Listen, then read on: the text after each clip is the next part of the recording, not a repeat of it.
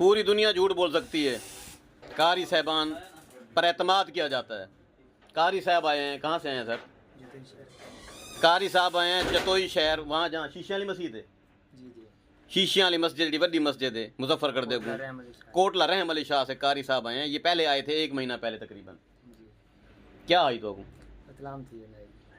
एतलाम थी बंदाई ट्रक जड़ा और परामज बजदा आई, काफ़ी दवाएं इन्होंने इस्तेमाल की थी। ठीक है, ये एहतलाम हो जाना, नाइट फॉल हो जाना एक बीमारी है, गंदी बीमारी है, ख़तरनाक बीमारी है। इसमें ऑब्सेशनल थाट्स आती हैं, बार बार सोचें आती हैं, सेक्सुअल थाट्स आती हैं। बंदे का कसूर कोई नहीं होता, डोपामिन लेवल ऊपर नीचे हो जाता है। तो हकीम क्या करते हैं उसके लिए मुगल्लस दवाएं देते हैं, मुमसिक दवाइयाँ देते हैं, बंदा नहीं ठीक होता जब तक उनका साइकी प्रॉब्लम हल ना हो। तो आज आप कैसा फील कर रहे हैं? अल्हम्दुलिल्लाह काफी बेहतर है। हुण सारी रात समझो सवेरे नहीं धामना पौंदा, जेड़े धामने अपनी मर्जी नाल धामने, इवें कोई हमसाई खा बे ना सी।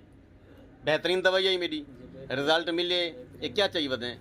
इनाम चाहिए मिठाई। वो तेरी खैर कित्थों कहना है मिठाई, शरीको मिठाई खासो, अल्लाह से शफा देवनी है, मगर दवाई भी कोई समझ होनी चाहिए। मेरी दवाई दम है, रिजल्ट मिले।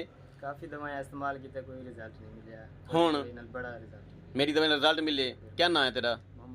मोहम्मद यूसुफ। उतना कितना जतोई शहर रहने, कोटला रहम अली शाह। मैं हकीम बन गया। बेहतरीन। मेरे को पहले कितने हकीमां दा इलाज किया, कोई फायदा नहीं थिया।